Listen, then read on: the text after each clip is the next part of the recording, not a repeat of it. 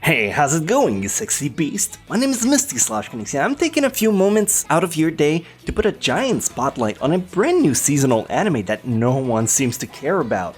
Every now and again, Japan comes up with one particular title that knocks the wind out of my sail and really tickle my fancy. Last summer, it was about Cells at Work, which I fawned over like a schoolgirl at an idol concert after only its first episode. And lo and behold, to this day, I think people still consider it as a masterpiece. And this anime is called Are You Lost? Or its Japanese title, Sounan Desu. This is the one from this season to keep an interested eye on.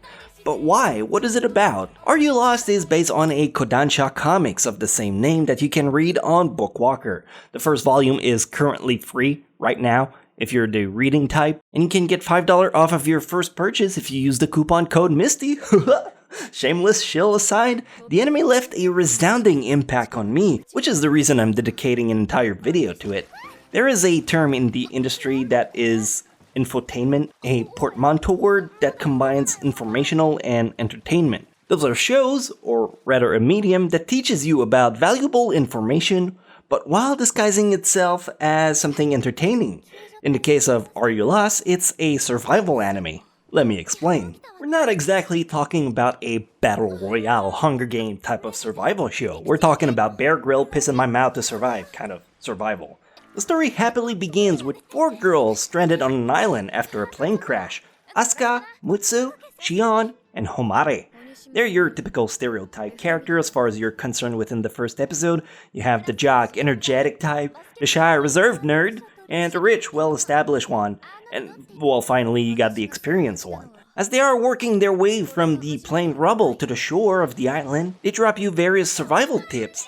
The importance of hydration being the key thing in the first episode. Mare walks the other 3 survivors through her knowledge, and this is the first interesting aspect that struck me. While it is just information stuffed down my throat, it's actually done in a very intelligible way. They kind of explain to me like I'm 5 years old, without the condescending side to it. That's the main reason I fell in love with Cells at Work originally, beside the whole medical feel. Now, if it was only about that, I would praise it as a decent show and move on, but there's a lot more to it. The dynamics between the character hooks you in immediately. While they are archetype on the surface, they really end up meshing well together. From the nerdy girl adding data to the info, to the naive rich girl blissfully going along with everything, there's room for a lot of options going forward. As again, there's only one episode out at the moment I'm recording this. The show thrives on this dynamic of teaching the ignorant characters, and therefore the viewers, the do's and don'ts of the outdoor life. The whole thing coated with comedy and fan service. Speaking of fan service, that's another note I kinda wanna hit on. I've seen thousands of shows at this point, and truthfully, I'm pretty numb to it. Sometimes the girl trips over herself, exposing her panties, or what have you, in the most mundane way possible that it ends up with me rolling my eyes so hard I almost pass out. In this case, the anime offers the fanservice as some kind of tool, almost as a reward for you to pay attention to the informational bit.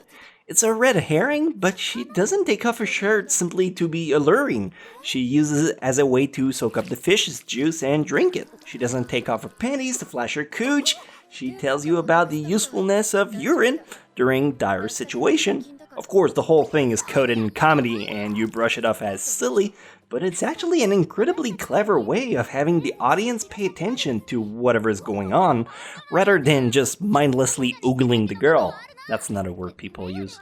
What are you, like 1,000 years old? So big whoop, it's a survival anime with comedy and fanservice. Why should you care about it? It isn't as much about the content of the show that's mesmerizing, but rather the execution going on here. If you pause the anime at any point, nearly every frame is a painting. The anime is beautiful to look at. Every color is fresh and vivid and breathes energy anywhere you look. And while the show seemed to put the character in a really chaotic pinch, it truly doesn't feel as dire as they show it. Despite it all, after watching the first episode, there was something really refreshing about it, almost healing. And finally, beyond all of this, there's also the soundtrack that ties in the whole show together with a pretty little bow on top. The opening theme is catchy and upbeat, while the ending is quite soothing and relaxing. Of course, the show makes use of audio stock footage, as many others do, and beside those, the score remains kind of minimal, but I never felt like that was taking anything away from the anime.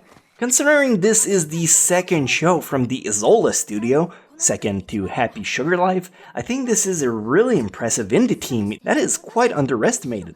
Especially since their budget is abysmal, which is normally the case for anime with half-schedule slots, meaning they have only 15 minutes of airtime. Now, if after all of this you're still looking at me and are like, but Misty, I still don't really get what it's like. Imagine the infotainment aspect of Cells at Work, but survival theme.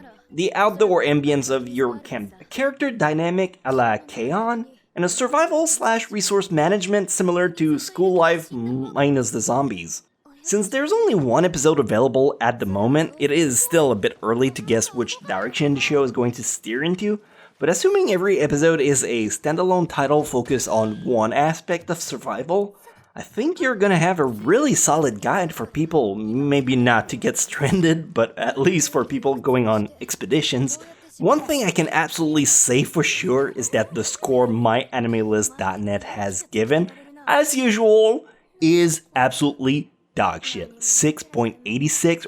Really? You gonna tell me this anime deserves the same score as Heaven's Lost Property Eternal My Master? Fuck that. Seriously, this should be an 8.2, or I don't know, a 7.4 at worst.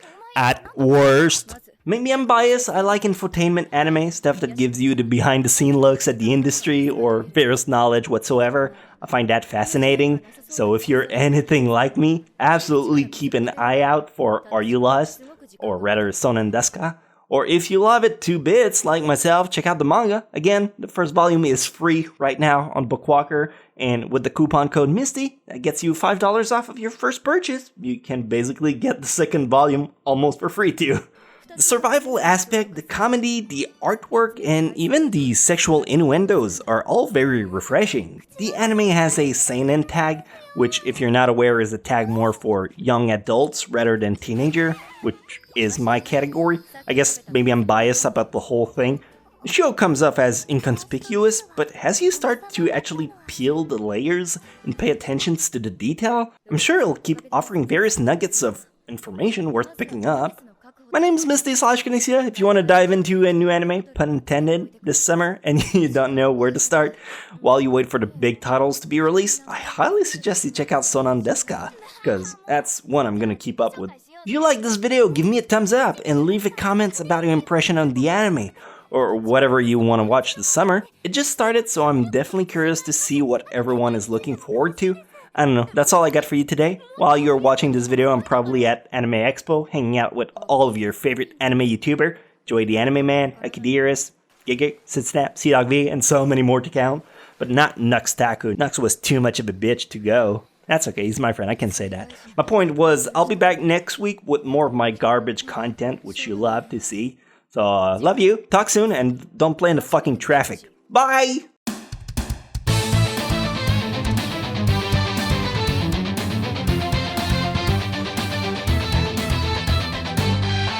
The hard times, I've been on the wrong side, I've been ashamed. So many memories, you know I'd like to change.